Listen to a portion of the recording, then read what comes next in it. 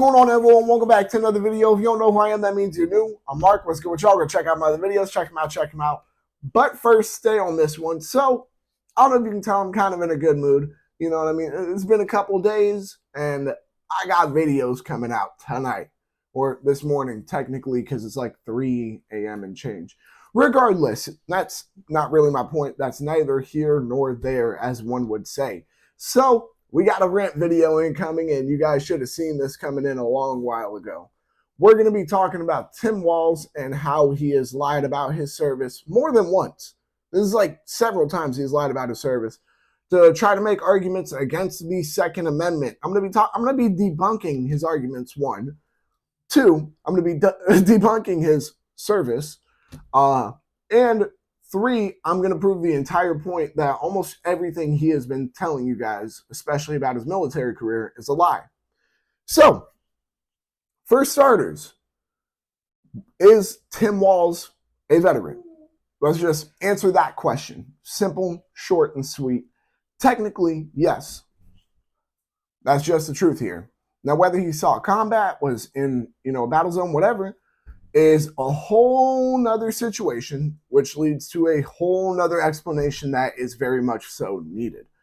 So, has Tim Walz been in a firefight, a war zone, anything along those lines? Every bit of research I've done shows no. Shows no, it has not. Or excuse me, no, it has not. No, he has not. Now, why is that such a big deal? Some of you guys might be wondering. Well, recently, a video that went viral of him, and it's a decently old video. It's not like it's brand new or anything. However, still went viral again, of Tim Walz talking about how we need to ban these weapons of war off the streets that he used in war. His exact words, that I used in war. Those are his exact words. What? You used in what?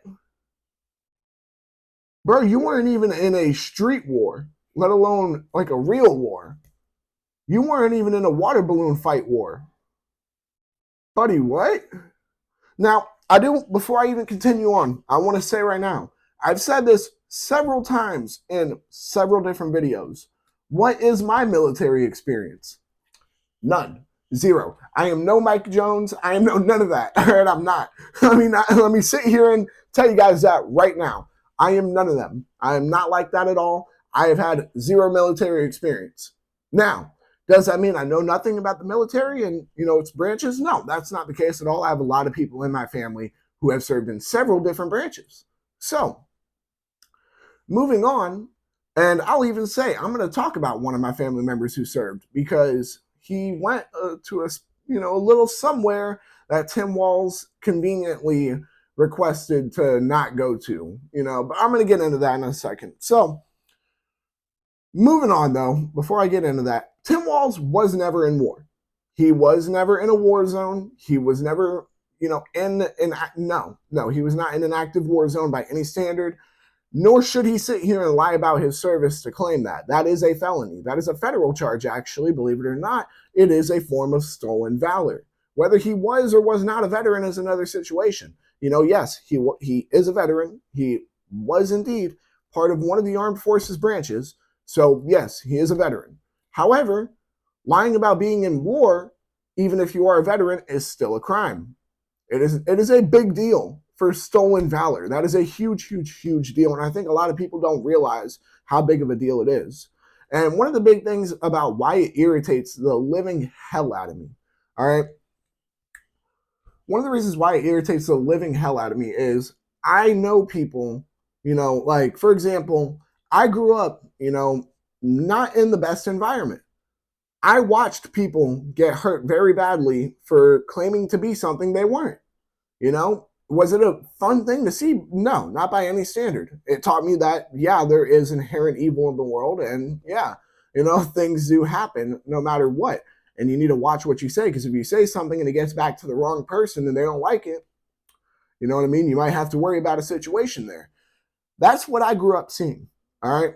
And, part of me always used to think in my head, okay, maybe it's just, in the area we're at, or the kind of area we're at, we could say, because they're that type of area, There's that type of area in every state almost. But I just thought, okay, maybe we're just a little extreme because of where we're at, how we grew up, right? Nope, nope, that's not the case at all. Veterans are the same way. I'm telling you that right now. Because if you go walking around claiming to be a veteran and you're not, I promise you, dog, you are putting yourself in physical danger. And it's bad when literally a veteran who was a therapist admitted this to me. He's like, yeah, 100%. If you act like you're a veteran and you're not, I'm hanging up that tie for a little bit and I'm putting on some gloves. You know what I mean? Like, they don't like it. Stolen valor beyond being illegal is morally wrong because of the fact that there are people who have died. There are people who have lost their limbs. There are people who are now never going to be the same, whether it be physically, mentally, emotionally, because they went out and served for our country in war. Not just they served for our country and, that's it. No, they went to war. They went to a war zone to serve for our country, to fight for our country. So to claim that you were in a war zone when you were not, one, beyond being stolen valor, once again, is illegal. Beyond just that, morally, it is reprehensible. It is an awful thing to do. And in the end, I'm pretty sure that a majority of veterans who actually have half a brain can put two and two together to realize how screwed up what this guy is doing actually is. Now, moving into Tim Walz's military history a little bit. Sorry, just wanted to make sure the microphone was still working there. Knowing my luck, it would suck if it turned off right there, and that's my kind of luck. So let's talk about Tim Walz's military history. So as I mentioned before, yes, he is technically a veteran. Has he ever been deployed to a combat zone? No. Now, what I will say is he technically was deployed to a base that was helping support another base in a combat zone. But was the base he was at part of that combat zone? No, in no capacity. They were helping support, meaning providing essentially providing stuff for them, whether it's ammunition, firearm, whatever. That they were not in war. Tim Walz was not in war by any capacity. So, with that being out of the way, some people might be wondering, oh, what is this I'm hearing about Iraq?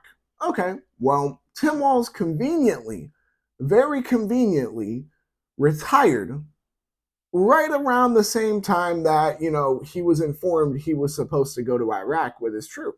Okay, whatever, right? Let's sit here and be nice. All right, I'll be nice here because while I personally don't believe that it was just a coincidence, let's be nice and say, you know what, the timing was just god awful, right? Let's say the timing was that awful that he conveniently put in the request to be done, and then the next day he got the approval, and the next day, oh yeah, we're being told we have to go to Iraq. Maybe it's just god awful timing. But even if it is, you're watching all your brothers in arms about to go out to Iraq and probably not come back. You're watching that happen, and you don't, as a man, as one of their brothers in arms, feel the obligation to stay? Are you serious right now? That makes no sense to me. That makes no logical sense by any capacity. And I'm speaking as somebody who has a wife. I'm not sitting here speaking as somebody who has nothing to lose. I have something to lose. I still, though, and I truthfully can feel, even my wife would agree with me, that if I put in the request to be out, be done, and then immediately after, all my brothers in arms got that, that notice, hey, we have to go to Iraq, I would not want to leave at that point. I would not want to leave them, and I truthfully feel my wife would agree with me and be like, hey, I don't think you should leave. You're leaving your team behind. You see what I mean? And that's something that's crazy to me. I don't know. I couldn't imagine feeling that way myself, where it's like, oh, y'all are all about to go out? Yeah, I'm going to leave. Bye. Like, no, I couldn't do that. Now, moving on, right? I do want to say something, because while I'm not the biggest fan of this man as a person, I can say this right now without a doubt. Where Tim Walz pretended to be at, my uncle was actually there. My uncle, which once again, him and I aren't even on great terms. I can say for 100% certainty, was actually out in Iraq in a war zone. He actually served. He actually fought for his country. And you have the audacity to sit here and claim that you've been to war, when the one place that you didn't, that you just conveniently, hey, let's not go, is an actual active war zone where things are actually going down, where people are getting blown up and shot and killed left and right, where kids are having bombs strapped to their chests and being sent over to the Americans.